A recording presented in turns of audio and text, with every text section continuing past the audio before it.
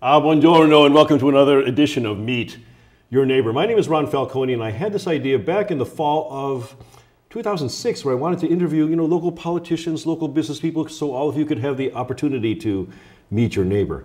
We have a very special guest today. She is one of 3 Medina County Commissioners, and her name is Pat Geisman. Commissioner, welcome to the studios today. How are you? Thank you. I'm very well. Pat, can you tell us something? What exactly does a county commissioner do? Well, a county commissioner works with 2 other people. We make sure we have a budget that stays within the tax perimeters that we have. And we appropriate to all the other departments to make sure they have a budget they can live within. And we also make sure we look at the health and safety and welfare of the community. We make sure roads are safe. You guys are like the executive officers yes. of Medina County then? Mm-hmm. Yes. Okay. And now, how long have you been a commissioner? 24 years. 24 years. Unbelievable. I never intended to be a commissioner that long when I first started, but I love what I do. And I know I'm making a difference, and people keep telling me I must continue to run. They like me being conservative. That's good. I was going to ask you about that. So how'd you get your start in politics? Many years ago, I got a group of people together in the village of Lodi, where I live, to build a swimming pool. Swimming pool? Swimming pool for our youth and families in Lodi. And I went to Lodi Village Council. They told me, sure, go out there and raise the funds. And I needed to raise $59,000. Oh, well, the group that I got together raised $62,000. Oh, even more than you wanted them. And we went back to Lodi Village Council. At the time, Medina City was having a problem financially with their pool. And so when we did go back and offer this funding to build a pool, they were afraid we'd have a white elephant. So they no longer wanted to support it. So the funds were eventually given back, except for 40-some thousand, which was given to the village of Lodi, and later became tennis courts for the village. But it made me realize that we were led on by a council that didn't keep their word, and we went out and did more than what we were supposed to be doing. And so it encouraged me to run for Lodi Village Council, which I won in 1977. So you started out as a councilwoman out in Lodi. How long were you on city council, or village council? It was a 4-year term, and at the end of that term, I became the executive director of the American Cancer Society. But about a year after that, the Lodi Village Council asked me to come back and finish the term of another person that was leaving. And so I did do that. At the same time, I was with the American Cancer Society. Okay. Then what made you want to run for county commissioner then? I kept getting encouragement from all over the county that I needed to do that. And Chuck Hawley, who was a commissioner at the time, was the president of the board of the American Cancer Society. And he also encouraged me, and he wanted me to work with him. And he was an excellent board president. He would call me and, is there anything I should be doing? Just the kind of person you love to have heading your board. And so I ran, and I was the first female to be a county commissioner. Oh, wow. And then reelected all these times. I'm very privileged to. So you're the first female to hold the position of Medina County Commissioner? Yes. Okay. And it's already been, just like I said, almost a quarter of a century then that you've held that office. I know. Pat, so what are you most proud of out of almost 25 years now being in office? Probably I'm most proud of the fact that I took the initiative in 3 areas that are quality of life issues. And the first that I did was the Railroad Safety Task Force. And Medina County was #1 in the state of Ohio with vehicle train accidents, which I didn't know when I first heard a speaker at a county commissioners conference speak about the funds they had. It was the Angels on Track Foundation. Their son had been killed in an automobile train accident. And they encouraged me to get it started in Medina County. So I got a group of people together, and to date we have put lights and gates up at 24 crossings that we have sent to Columbus asking for funding through the PUCO.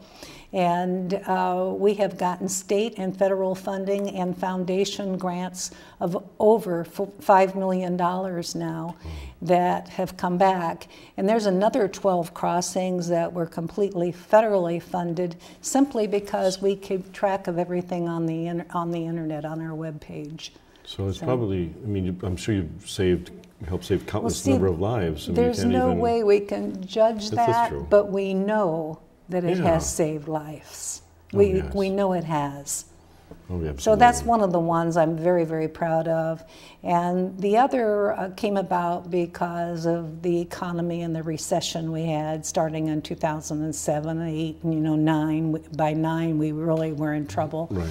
And so I started a foreclosure prevention task force, and this helped people either stay in their home or to work it out with the bank on their mortgage so that their credit wasn't ruined. And I was only into that about 6 months because I know we help people there, and our auditor had 2 dedicated members of his staff that would help people fill out paperwork. I mean, it really did work, and we had a great web page too that helped people.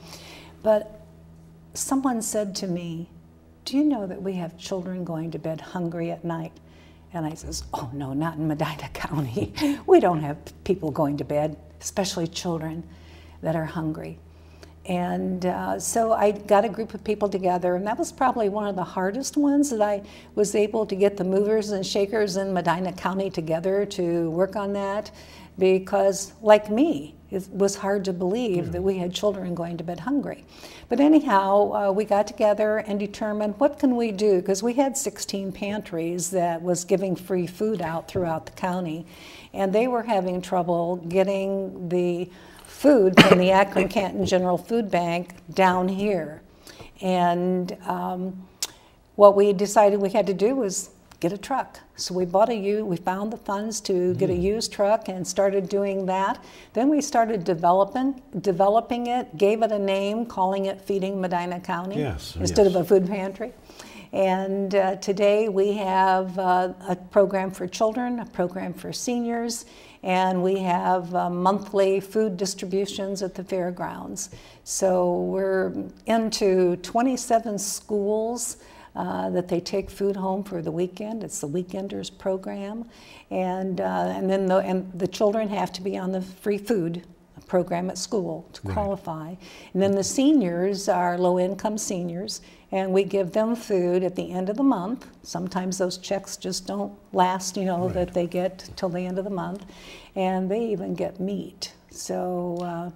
It's a very impressive program. I've spoken with the executive director numerous times in regards to that, and I know that that program helps a lot of people up here in the city of Brunswick.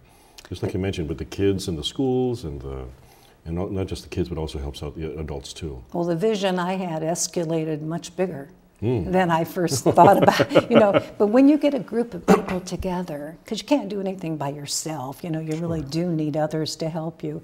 And I just got the right people, and it's been very, very successful. That's wonderful. Thank you so much for that. Hey, Pat, tell me, what do you think is the biggest issue facing Medina County right now? Well, one of the biggest issues that is so difficult to deal with is the heroin epidemic that we have. And, our McDAC funding has helped them find a place in Medina, paying their rent for them, and giving a place for these people to at least talk to someone, to be counseled. And, they're always looking for beds for these people so that they have a place to stay to get off of heroin also. But that's one of the biggest problems, and you feel so helpless about it when you see not just young people, but I know of one that was 53 years old recently that was a heroin overdose. And it hit me personally. A very good friend of mine lost her beautiful daughter to this. She was working on her master's degree, and it just makes you sick. It seems like it's something which affects people regardless of your age, race, socioeconomic background. It's unfortunately, it's hitting everybody. It is. What do you think the county can do to help alleviate that? Well, we've already done all we thought we could financially to help them. Because of our drug levy, we're able to do that. And invite anyone in that we can to support them in helping with this. And of course, the police departments have all gotten involved, and the sheriff's department. So that's very helpful. And one of the other issues that we're dealing with, and I know that you on council have been dealing with it too, is the trash problem that we have. If we can talk trash a second here. Sure.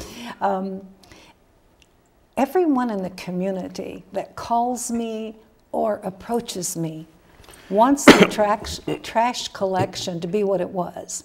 They never complained about the cost, and they loved putting all of their recyclables and their garbage in one bag, sitting it out on the curb and letting someone take it.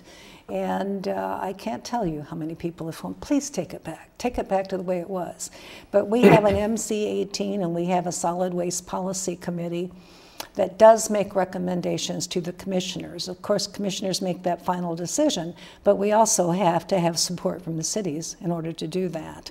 And I know the MC-18 and the Solid Waste Policy Committee are listening to all kinds of proposals that have been brought to us. And I think we have had some proposals that have been brought to us that I think we can make a decision soon. If it's not done by the end of the year, hopefully for sure by the first of the year. Yeah. Pat, tell me what are some of the things that you like to do for fun? Well, I love to do needlework. As you know, I'm a big fan of the Medina County Fair. And since 1980, I've been taking my needlework. And in fact, this last year I won 4 bests of shows, and it's like, oh my gosh, I've never won 4 best of shows before. But I love doing needlework. I can relax when I do that, no matter what's going on. My husband and I love to travel. We've been to several locations, and usually in February of every year we've just had enough snow, so we go to the Caribbean, or we've been to Hawaii, wherever you can go to get out of the snow. That's good. So that's kind of what I like to do, and be with my family. I love listening to my children. We recently spent 5 days in Tennessee. It's kind of hard to get everyone together. We have 4 sons and some lovely daughter-in-laws and 5 grandchildren, and we were able to get together. Well, where in Tennessee did you go? We went down to Sevierville, and it's a resort we went to that had 100 cabins on 100 acres. Oh, wonderful. And we had 7 bedrooms and 6.5 baths in this cabin, so it was room for all of us. And we just had a great time. But the part I liked most, rather than the dinner shows or the other tourist traps you see there, because it is a tourist trap area, is just sitting down and talking with our sons. And one evening, one was on the steps going upstairs, one was on the hearth, a couple of them were on the couches, and everybody filled in. And we talked, and they told us about things they had done when they were young. And you never knew this, and it's a good thing we didn't. But I think that's typical of every family. But I enjoy my family very much. That's wonderful. Pat, for every guest on the show, I'd like to play a game of fill in the blank, okay? Okay. An important role model to me was blank. My mother was a good role model. Your mother. She always told me I could do whatever I wanted to do. And it was all up to me and my perseverance, my intelligence. You can do whatever you want to do. And so I copied her needlework ideas, cooking, you know. I wanted to be the perfect wife when I got married, so I really tried hard. And my husband and I have been married for over 50 years. Oh, wow. So Congratulations. it's obviously worked. Pat, can you give any neighborly advice to people watching right now in Brunswick, Brunswick Hills, or maybe people watching on the internet? Well, I guess that the best advice I can give is be kind to everyone you meet. Help your neighbors out. Recently I had a small skin cancer on my leg and had to have some surgery. My neighbors were wonderful. You know, I could still walk, but They were bringing food over. I mean, you have to care about those close to you, your neighbors, and also everyone in your community. And I think just showing kindness and caring, being approachable. And I know people tell me that's why they like me as a commissioner, that I'm approachable. Well, I hope so. I try to have a smile on my face as much as possible and listen. I think we all need to listen to our neighbors too as to what's going on in their life and see what we can do to maybe help them or make them feel good. So. Commissioner Pat Geisman, thank you so much for coming down to the studios today and chatting with me. I appreciate it. It's been my privilege. Thank you very much. My name is Ron Falcone, host of Meet Your Neighbor, and I wanted to thank Commissioner Pat Geisman for coming up here to Brunswick and chatting a bit. So, well, I guess it's time to sign off. My name is Ron Falcone. I am signing off. Adios.